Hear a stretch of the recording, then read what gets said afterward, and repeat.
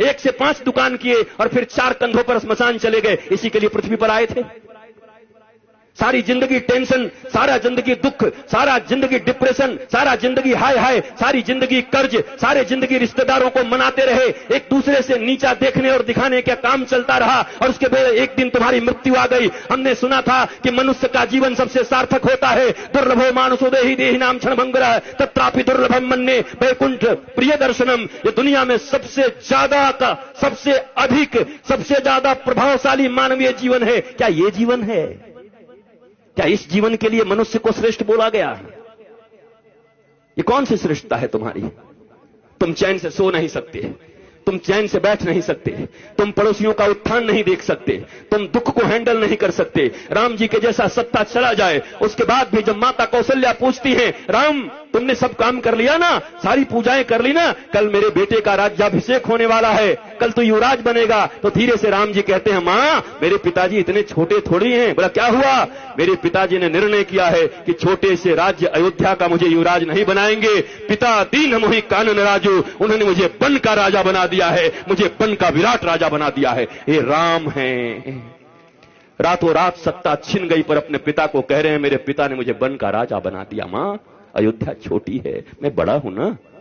तो कहा तू इतना छोटा राज्य संभालेगा, तू बन का राज संभाल। जा, लाखों ऋषि महर्षि तेरा इंतजार कर रहे हैं। कई सबरी तुम्हारे लिए बैठी हैं, कई सुतीक्षण बैठे हैं, कई सरभंग बैठे हैं, कई जटायु तुम्हारे लिए बैठे हैं, कहीं सुग्रीव बैठा है बाली से लात खाए। जाओ सबका उद्धार करो।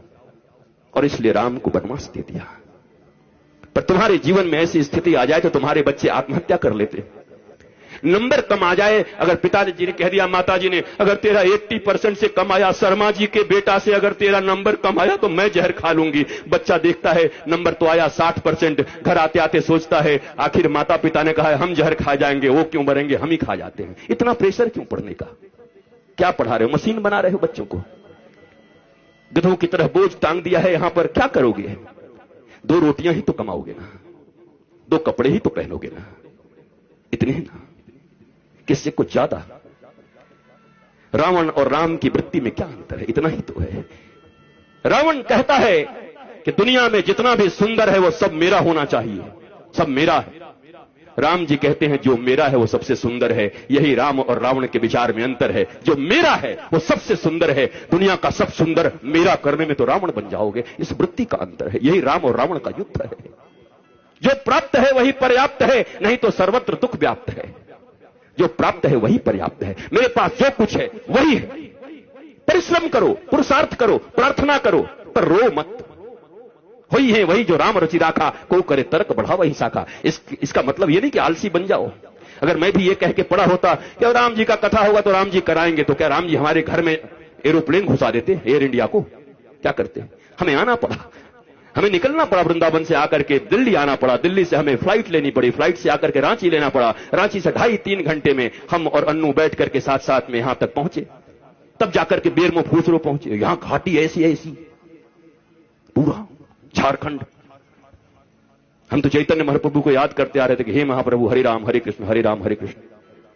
पूरा हरियाली चारों तरफ थी, अच्छा था। आए, यहां भी आनंद आया, आपको देख करके आनंद आया। याद रखो, कहते तो सभी हैं पर विश्वास रखो, दोनों भुजा उठा के कहता हूं, मेरे लिए बस एक ही आह्लाद है, न कोई चढ़ावा न कोई सामान, बस हृदय से आकर के बैठ करके राम का गुणगान सुन लो, यही मेरी दक्षिणा है। अगर तुम्हारे मुख से राम और कृष्ण के नाम निकलने लगे, तुम्हारे बच्चे अगर शिवाजी और छत्रपति महाराणा प्रताप इत्यादि की तरह होने लगे, विवेकानंद होने लगे, तो मेरी दक्षिणा मुझे मिल गई है। इससे ज्यादा क्या चाहिए? कपड़े भी हैं, गाड़ियां भी हैं, आश्रम भी हैं, बहुत कुछ है। अब क्या करूंगा? मैं अकेला हूं।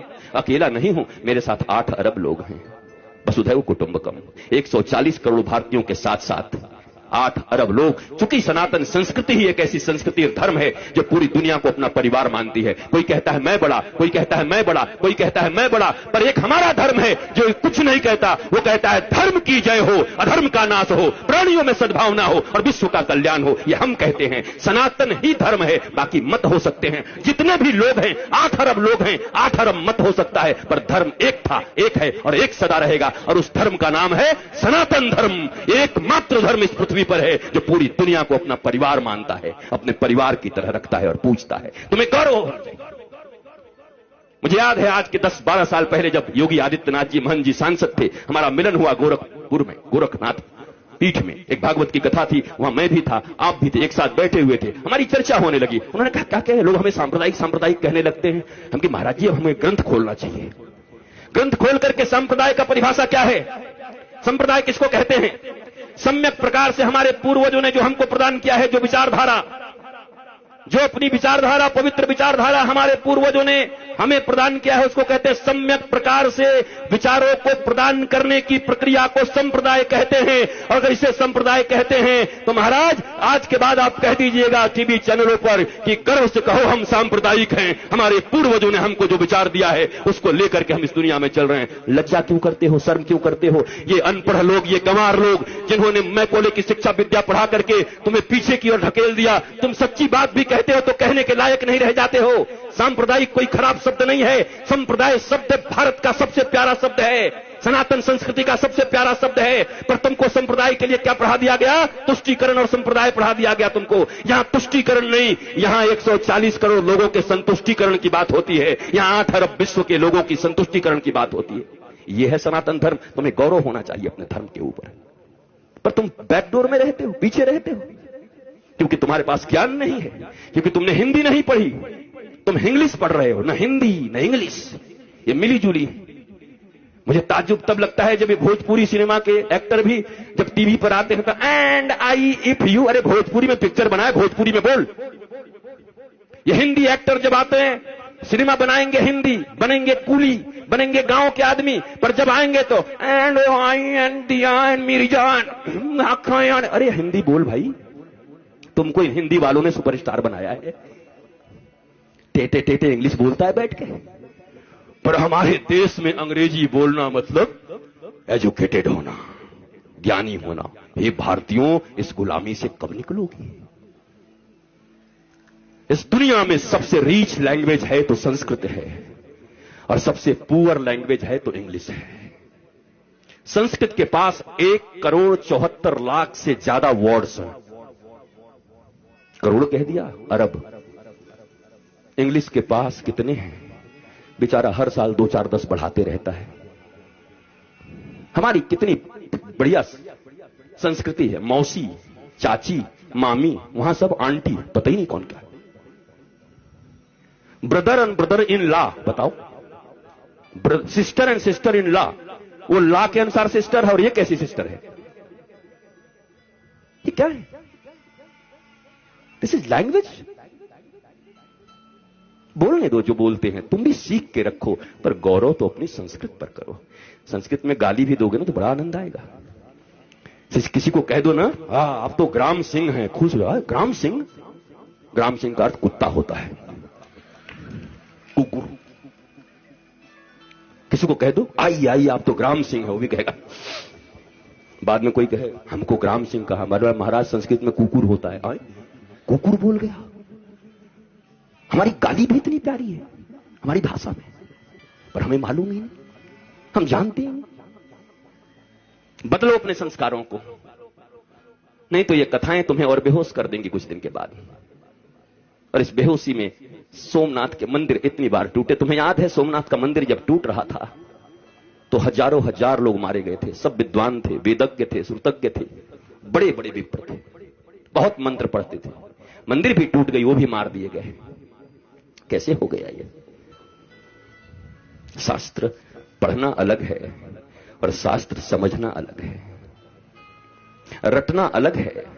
ये रट्टू तोता बनकर के कथा कहना अलग है, और उपनिषद और अपने गुरु के प्रतिबोध से बैठ करके सिंह की तरह गरजते हुए भारतवासियों और विश्व को समृद्ध और संस्कारवान बनाना भारतीय धर्म गुरुओं का परम लक्ष्य होना चाहिए। भारतीय धर्म गुरु ऐसे होते हैं। हम रट्टू तोता लोग नहीं हैं। हमें कोई सिखा दिया और तोते की तरह हम आकर प्रवचन करने लगे और भाषण करने लगे। वैसे ऐसे लोग हैं। 7 दिनों में लोग कहते हैं, क्या कहूं, इस श्लोक का वर्णन तो अगर मैं करने लगूं तो 7 दिन तक करना पड़ेगा। हमने एक जगह पंडाल में कह दिया पंडाल का खर्चा हम देंगे, तू करके दिखा। भाग गया, क्योंकि कर ही नहीं सकते 7 दिन तक। पर ये रट लिया है, सिखाया जाता है कैसे बोलिएगा कि अभी समयाभाव के कारण इस श्लोक की चर्चा तो मैं 15 दिन तक कर सकता हूं, लेकिन आइए समयाभाव के कारण आगे बढ़ते हैं। मैंने कहा पांडाल का खर्चा, माइक का खर्चा और आपका भी खर्चा मैं दे रहा हूं, आपको इसी श्लोक पर बोलना है। मैंने सुना, दूसरे दिन सुबह निकल गए कि कहां से इसका विवेचना करूं, कैसे करूं।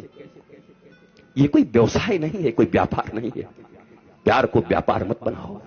धर्म प्यार है, धर्म प्रीति है, धर्म से डरते नहीं हैं, धर्म प्रेम वर्धित करता है। भक्ति और विभक्ति दो चीजें होती हैं। भक्त बनने आए हो, विभक्त का अर्थ होता है अलग होना भगवान से, और भक्त का अर्थ होता है जुड़ जाना।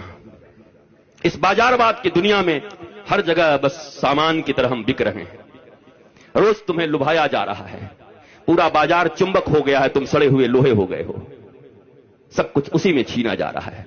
कमाल हो गया। बरसों से हमारी रक्षाबंधन की कितनी सुंदर परंपरा चली आ रही है, और उस परंपरा में आज क्या होता है, फलाना डायमंड दो, इस रक्षाबंधन पर अपनी बहन को उपहार दो। बताओ वो भाई क्या करेगा जो खेतों में काम करता है।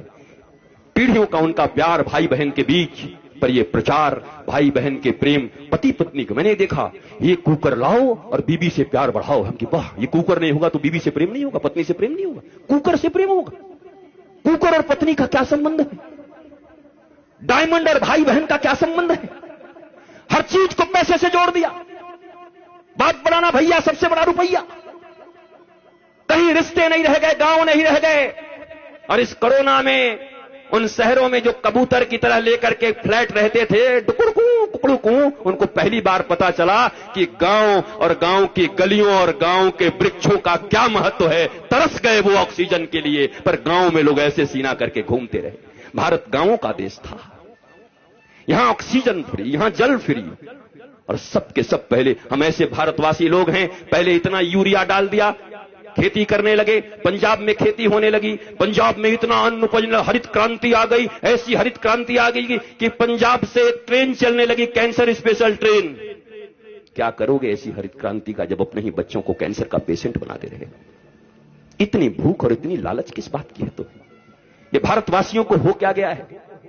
जो भारत विश्व गुरु था, जिस भारत की माताएं प्रहलाद, अलर्क जैसे पुत्रों को जन्म देती थी, ये हो क्या गया है?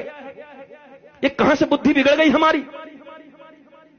ये कहां से आपके बच्चों में आप कंपटीशन भर रहे हैं, सिर्फ प्रतियोगिता भर रहे हैं। इतना छोटा बच्चा होता है, उसको प्रतियोगिता से तुम्हें इतना नंबर लाना पड़ेगा, उससे ज्यादा नंबर लाना पड़ेगा। क्या बना रहे हो उसको? कोई कहता है डॉक्टर बनो, कोई कहता है इंजीनियर बनो, कोई कहता है ये बनो, कोई कहता है व्यवसायी बनो। कोई नहीं कहता बेटा तो कुछ बन न बन, पर श्रवण कुमार की तरह ऐसा बनना कि बूढ़े माता पिता को अगर तीर्थ करने का मन हो तो कंधे पर बिठा के ले चलना। इंसान बन जा, आदमी बन जा, सच्चा बेटा बन जा। वो कोई नहीं बना रहा। उसके बाद रो रहे हैं, उसके बाद निंदा कर रहे हैं गांव में घूम घूम के, हमारा बेटा हमारी बात नहीं सुनता, बहू बात नहीं सुनती, बेटी बात नहीं सुनती। आपने शिक्षा क्या दिया था? और आपकी भी गलती नहीं है मेरे माता पिता, और मैं औलादों को भी कहूंगा, ये जो बेटे और बेटी हैं, इतना कम से कम मानो, जिन्होंने तुम्हें इस पृथ्वी पर लाया है, जिन्होंने गर्भ में रखा है, उससे अपना तुम्हारा इस दुनिया में कोई नहीं हो सकता। फिर दोनों भुजा उठा के कहता हूं, इस दुनिया में अगर तुम्हारा कोई सबसे सच्चा मित्र हो सकता है तो माता पिता और गुरु, इसके सिवा तुम्हारा कोई मित्र नहीं हो सकता। बाकी सब पता नहीं कहां तुम्हें धकेल देंगे। पहली गुरु मां पिता, इन दोनों के तुम न हुए तो दुनिया वाले तुम्हारे अपने होंगे। किसको मित्र मान रहे हो? दुनिया में कैसे फ्रेंडशिप है? मेरी वो फास्ट फ्रेंड है। किस लिए? मैं सही करूं या गलत करूं, सदा मेरे साथ खड़ा रहता है। अरे तो तुम्हारा वो दुश्मन है। ये तो दुर्योधन और कर्ण की दोस्ती हो गई। कर्ण को दुर्योधन ने अंग देश का राजा बना दिया, इसलिए कर्ण श्री कृष्ण और धर्म के खिलाफ खड़ा हो गया, और खिलाफ खड़ा हो गया तो 12 के भाव में मारा गया। जबकि कर्ण से बड़ा कोई दानवीर नहीं था, कर्ण से बड़ा कोई वीर नहीं था, सूरवीर नहीं था, ऐसा कोई बढ़िया धनुर्धर नहीं था।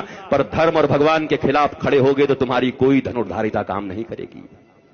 धर्मो रक्षति रक्षितः, जो धर्म की रक्षा करता है, धर्म उसकी रक्षा करता है। परंतु हमारे मित्र ने हमको पैसा दे दिया तो हम भगवान के खिलाफ भी खड़े हो जाएंगे। यही तो कर्ण ने किया। गांधारी को कहते हैं वो पतिव्रता थी। कैसी पतिव्रता थी वो? पति अंधा था।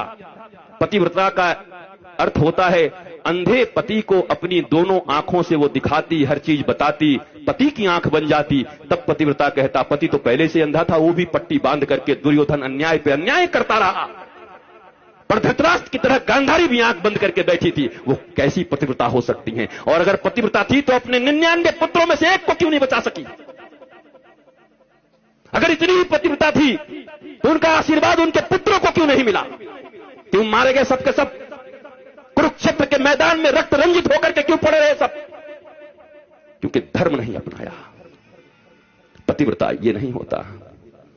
अगर पिता नहीं समझ पा रहे हैं तो मां का यह कर्तव्य है कि अपने बच्चों को कुपथ से जाने से रोके। नहीं नहीं नहीं, इट्स नॉट गुड, मत जाओ इधर, ये ठीक नहीं है, तुम्हें धर्म पथ पर चलना है मेरे बेटे, तुम धर्म पथ पर चलो। पर हम सब बस एक ही चीज सिखा रहे हैं, बढ़िया कमाना